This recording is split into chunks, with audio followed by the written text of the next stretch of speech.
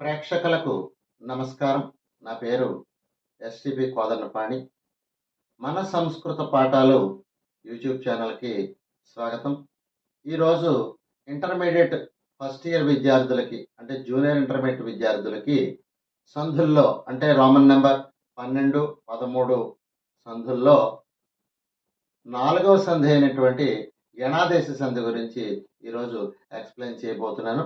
ఒక మాట ఇప్పుడు సూత్రంలోకి వెళదాం. ఈ యణాదేశ సంధికి సూత్రం ఏమిటి అంటే ఇకో ఎణచి. ఇకో ఎణచి అంటే ఇక్కులకు ఎన్నలు వస్తాయండి. ఇక్కులు అంటే మహేశ్వర సూత్ర ప్రకారంగా ఈ ఉ రు లు వీటిని ఇక్కులు అంటారు.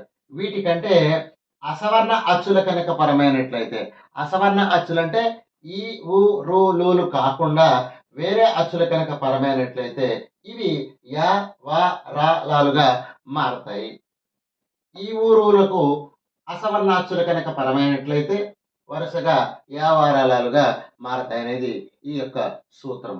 ఉదాహరణలో కనుక వెళ్ళినట్టయితే పూర్వపదము చివర ఇక్కడ ఇకారం ఉంది. ఇతి ప్లస్ అత్ర అన్నప్పుడు ఇందులో ఇతి అన్నప్పుడు ఇకారము, దీనికంటే అసవర్ణాక్ష అనేటువంటి ఆపరంగా ఉంది కాబట్టి ఇక్కడ ఈ ఇకారం అనేటటువంటిది యకారంగా మారి ఇత్యత్రగా మారింది.